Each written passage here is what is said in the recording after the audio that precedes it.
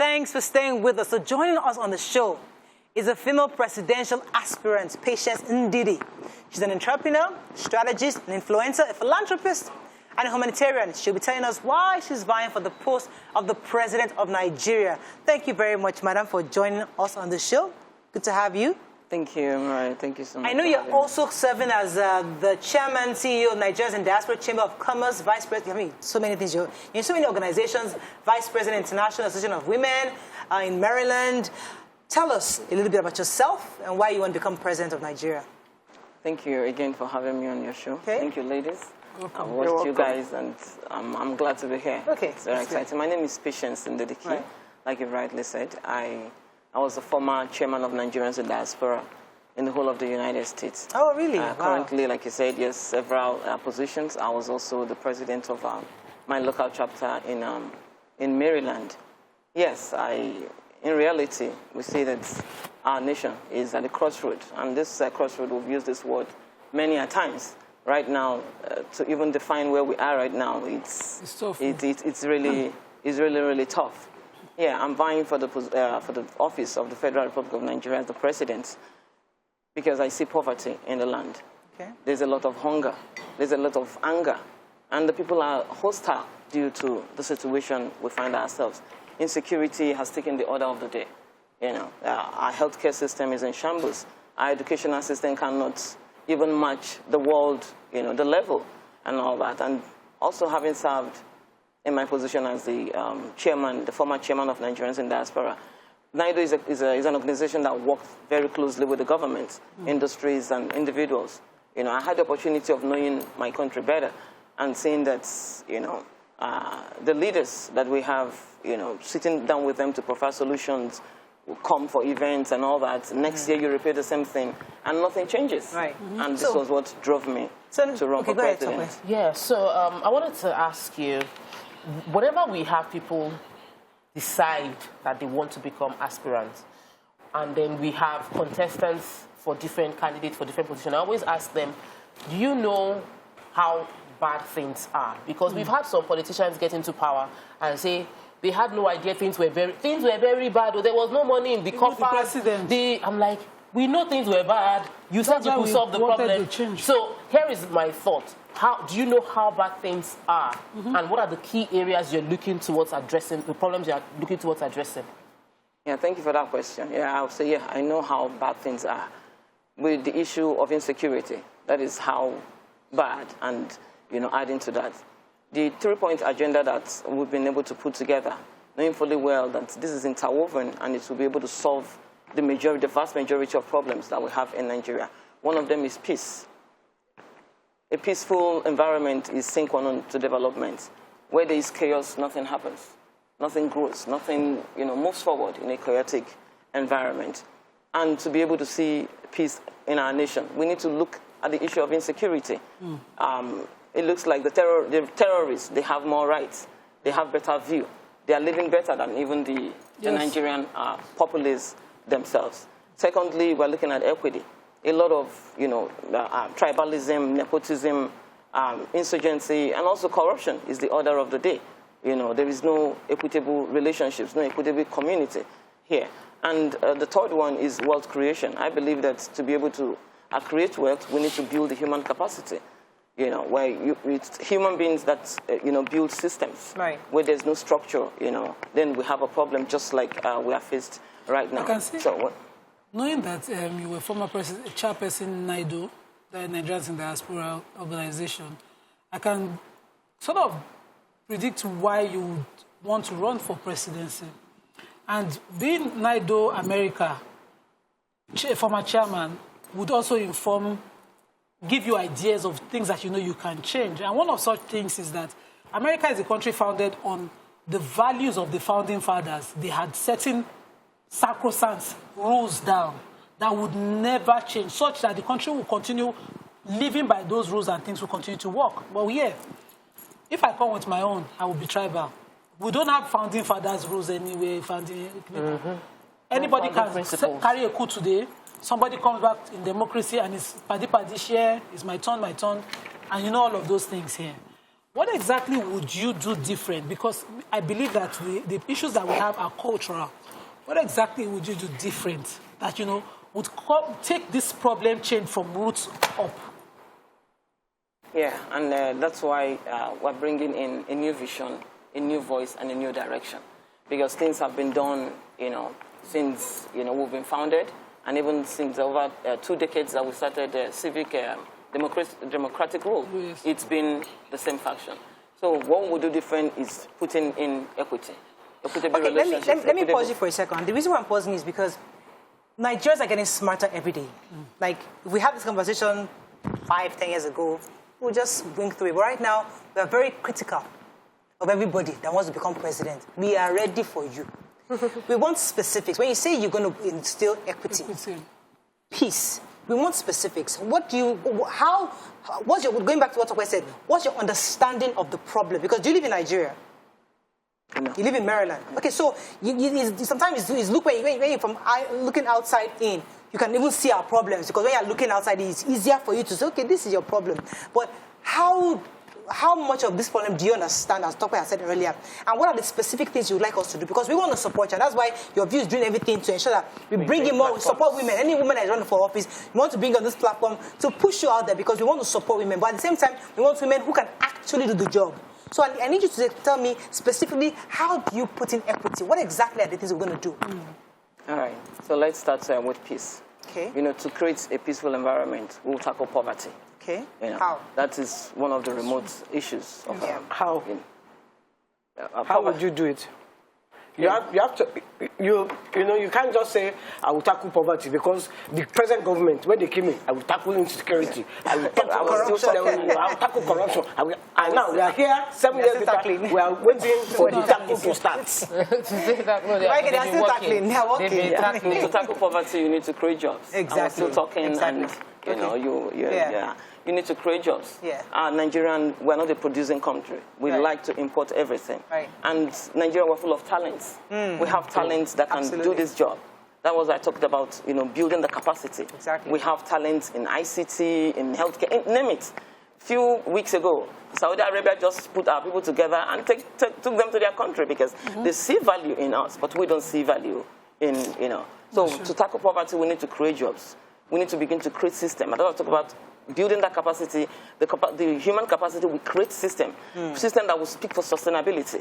You know, then we begin to talk about industrializing the nation, building manufacturing industries. I see the shoes that Nigeria makes. I see the bags that Nigeria. I served in Ekiti State, and that was why I learned how to make bags. You know, and I tell people, I say Nigerians are serial entrepreneurs. You see the man, the little boy, the young girl, the man running on the street of Lagos, Abuja, selling pure water, selling. If you build an enabling environment, you can imagine what you will use their life to do. Because right now, it's dehumanization of humans. You know, when we create that enabling environment, so build structures, put funding into the system. So running for office can be quite expensive. You know, funding is a major part of it, because it's not just about Lagos State. It's not about you have to go across the 36 states, campaigning, getting votes. What structure do you have on ground? What structure are you working on? And how do you plan to get that avenue, that access to go across the country? Yeah, so far, we've started to run, travel, not just me. Remember, leadership is not for one person. Exactly. You know, it's all of us put together. Yeah. And the funding, we're looking at Nigerians to be able to fund it. This is not the kind of leadership is not where you say, oh, one man has some vans, one man has this kind of money, you know. And because we've been able to introduce it so much in the media and introduce it to people, oh, this person has this money. Whereas we're not even thinking, how did these individuals, how did they get the money that they are throwing on the street? So it begins to discourage so many people who want to run. So many people get intimidated. So to be able to put structure together, what we need to do is to talk to Nigerians, which we're already doing, both Nigerians in diaspora and Nigerians in Nigeria. It will amaze you that the first person who actually, even before we start talking about funding, who actually put money in this, you know, movement is a Nigerian, a student who just graduated somewhere in nowhere and said, oh, ma, because of what you have done, because we believe in you, I'm putting so amount of money, and it's in the 100.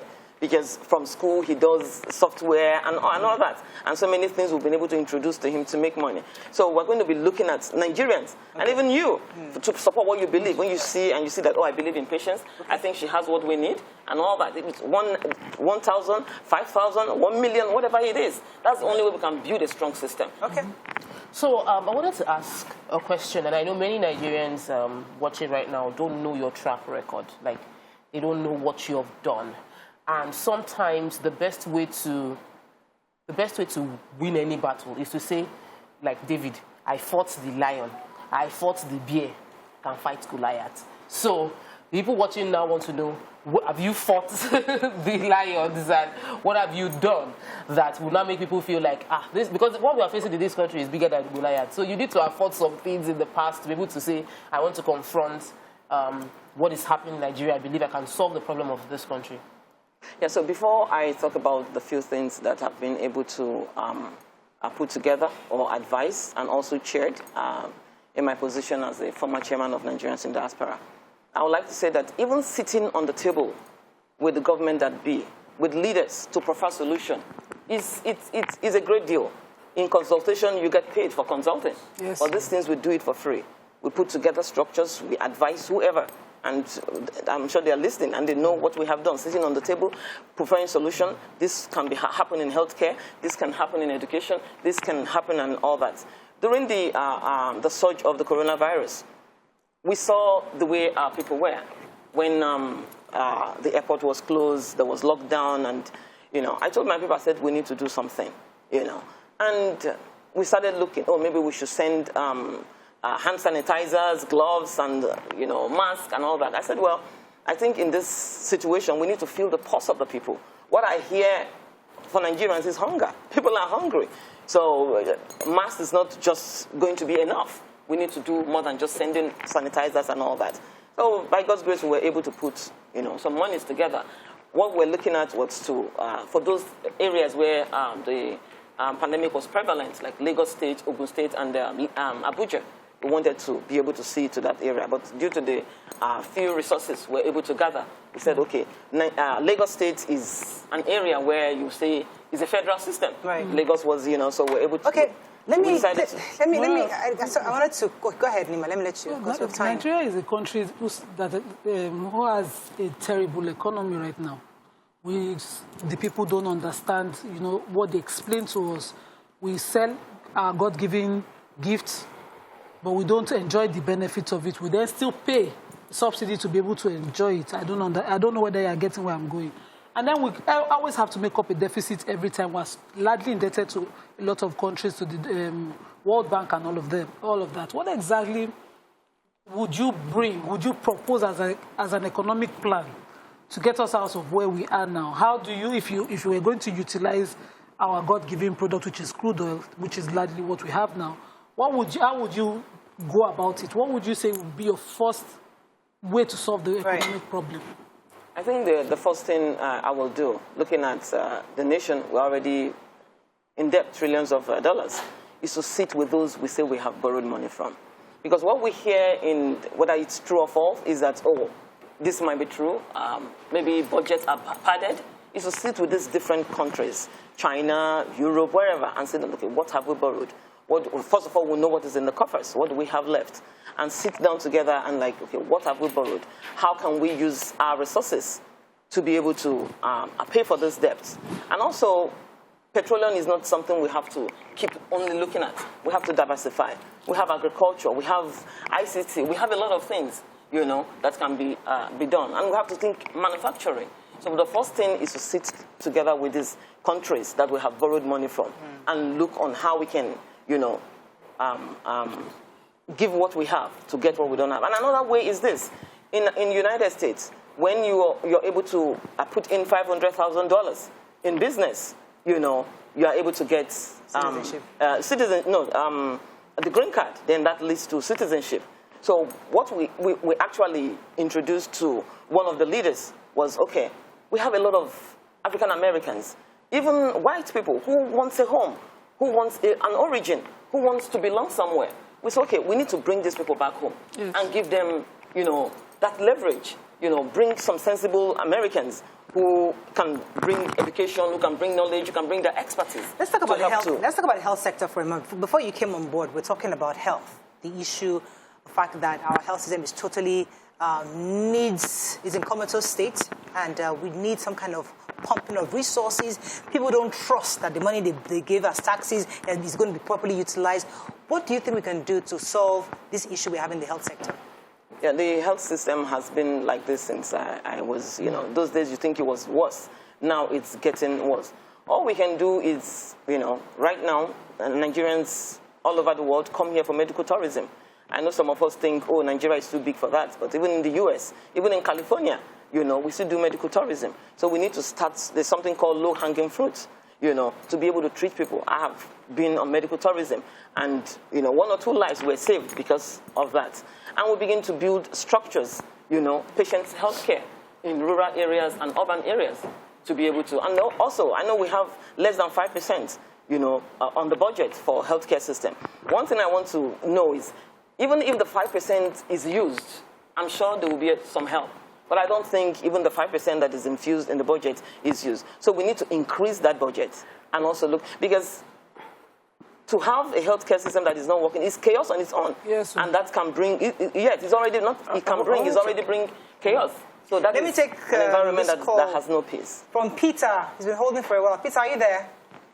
Yeah. You're live. Go ahead, please. Yeah, good morning. Good morning to your guest. Madam, I wish you best of luck. Morayo, what I want to disagree is the way you say that Nigerians are smarter. Now, I disagree with you because if Nigerians are smarter, I believe that this government will not reach the end of their tenure. They would have showed them the way out. And, so the way some of us judge things in our immediate environment, we look at our neighbor the way we think. I live up north. I know how the people think about elections. They are not smarter yet. A lot of things count. Tribe, religions, and the rest of things.